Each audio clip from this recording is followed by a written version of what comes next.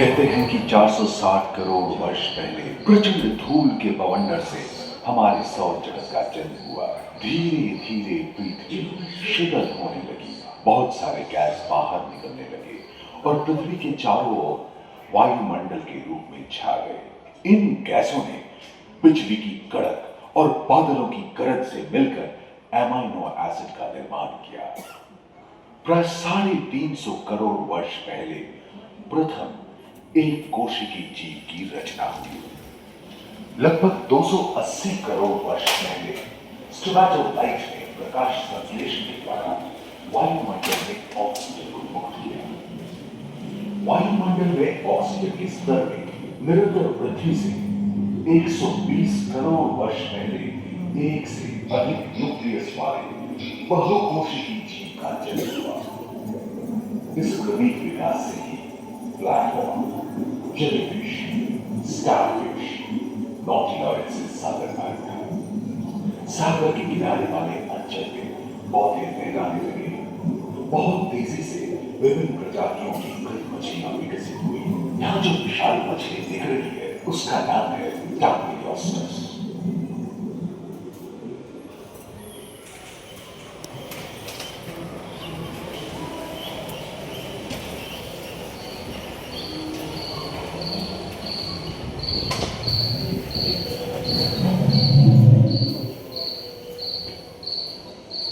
लगभग 35 करोड़ वर्ष पहले धरती पर पेड़ पौधों का जन्म हुआ, जो बढ़ते गए और घने जंगलों में बदल गए।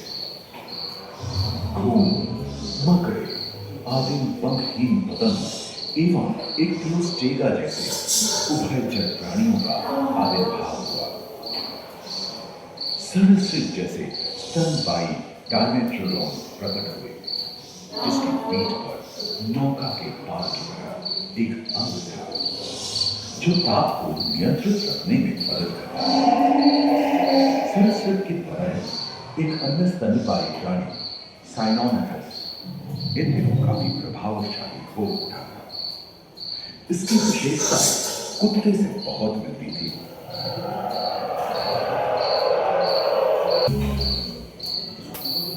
प्राय 1 मीटर तक पंख फैलाने में सक्षम दानव जैसा ड्रैगन फ्लाई, साथ ही खिलचिट्टे, बीटल एवं बिच्छू पृथ्वी के चारों ओर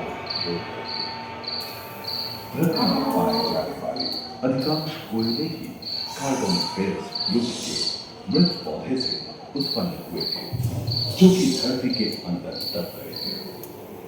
उन दिनों पृथ्वी के 1/3 हिस्से में एकमात्र महादेश था जिसे पैंजिया कहा जाता था।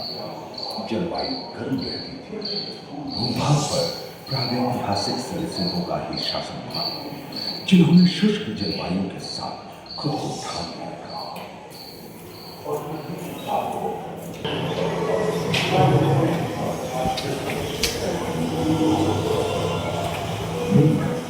कछुए और मगर रक्षा का लगभग 5 करोड़ वर्ष पहले इस धरती पर हुआ। प्रति स्तनपायी जीव लेपिडोप्टेरा चूहे से आया था। प्राचीन सरसृप समस्त और उनकी जगह डायनासोर ने ले लिया था।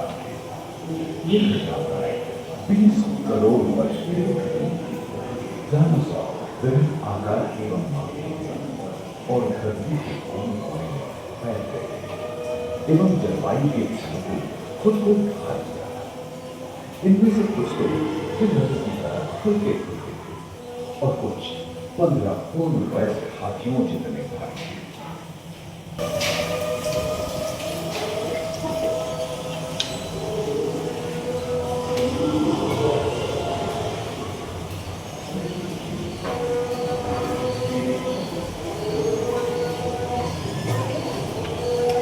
कुछ 4 पैरों से चलते थे, तो सियालोफाइसिस 2 पैर वाले डायनासोर थे।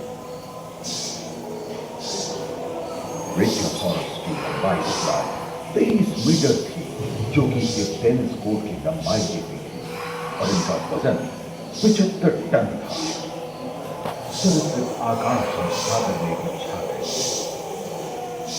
प्लियोसाउरस समुद्र में रहते थे।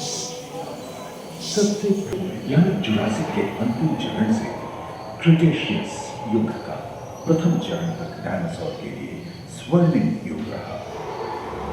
जलवायु में नमी की मौजूदगी से पृथ्वी पेड़ पौधों से भर उठी थी।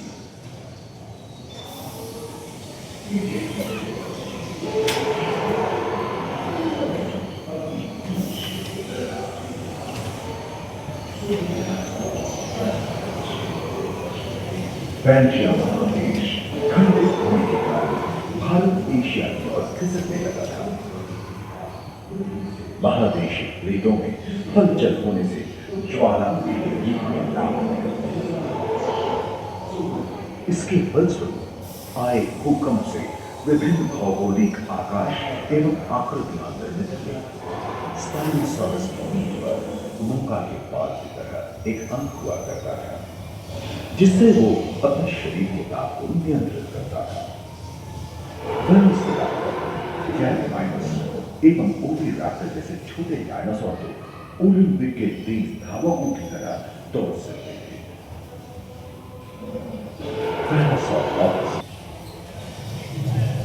करीबन 5 मीटर लंबे पंख वाले टेरोनॉड उड़ने सुनने में आए थे। सुनने में विचित्र लगे, पर अधिकांश डायनासोर जैसे कि ट्राइसेराटोप्स और एंकिलोसॉरस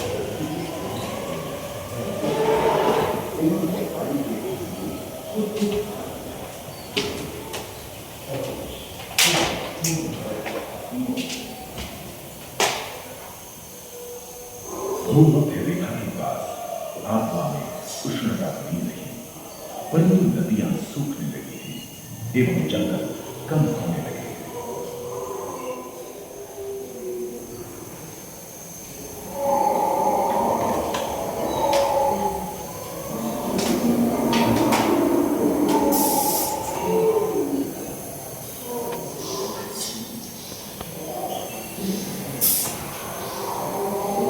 एकांत महादेश में जीव जंतुओं का विकास स्वतंत्र रूप से शुरू हुआ। सबसे पहले पुष्प वाले पौधे धरती पर विकसित हुए एवं परागण के लिए कीट पतंगों के साथ संपर्क स्थापित हुआ। वे तेजी से धरती पर बढ़ने लगे।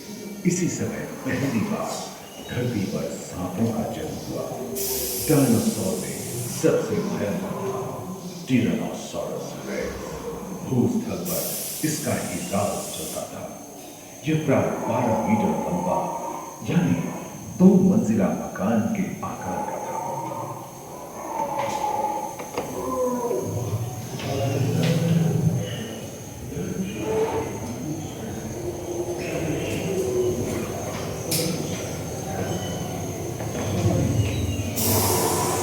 इनके हमले से बचने के लिए शाकाहारी एंकिलोसॉरस अपनी पूंछ के मुद्गर का इस्तेमाल करते थे।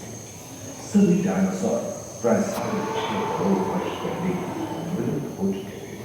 आखिर क्यों? एक अनुमान के अनुसार एक बहुत बड़ी भूमिका पृथ्वी से जा टकराई, जिसके फलस्वरूप उत्पन्न धूल के विशाल मेघ ने हजारों वर्षों तक सूरज की किरणों को धरती पर विशाल काय डायनासोर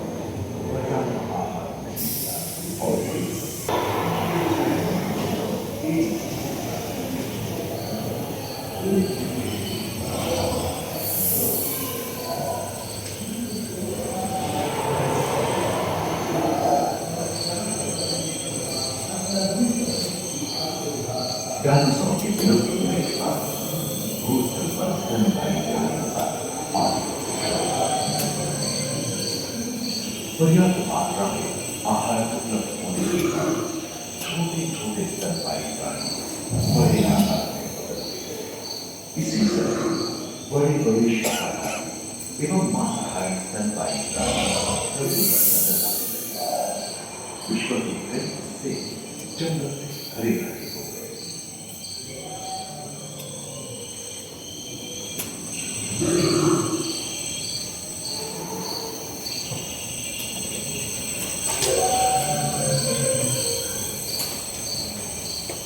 हाथी के पूर्वज जाना थैलेम और घोड़े के पूर्वज यह हिप्पस की उत्पत्ति हुई, जो आज के हाथी और घोड़े के रूपांतरित हुए।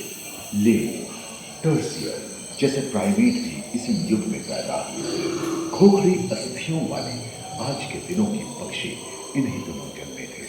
टाया ट्राइमा जैसे बड़े एवं उड़ने में अक्षम पक्षी उन जगहों में रहते थे जहां मांसाहारी बड़े स्तनपायी प्राणी नहीं मिलते थे। एक एवं बंदरों का जन्म लगभग 1 करोड़ वर्ष पहले हुआ था। आविर्भाव हुआ।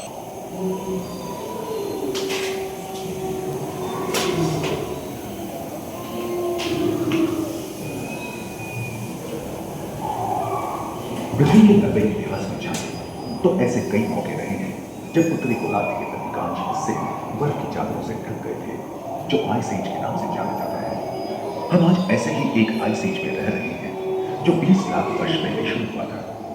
रोईदार गैंडे, रोईदार स्तनपायी और कस्तूरी गायों ने अपने शरीर के रोम की सहायता से शीतल जलवायु के साथ तालमेल बैठा लिया था। पुष्ट गुंबद आकार के पूर्ण ग्लाइकोडोन जैसे विशाल आर्madillo भी उन दिनों मौजूद थे।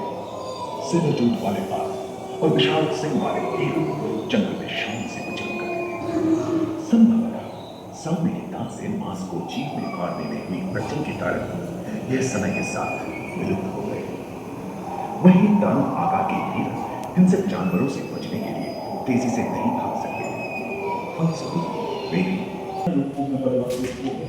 दूसरे ध्रुव पर ह्यूमन रिवोल्यूशन पैदा होना भी मानव की यात्रा और विज्ञान और तकनीक तथा अत्याधुनिक तकनीक की भारतीय विरासत का भी इसी और के पहले ध्रुव पर आनंद लिए।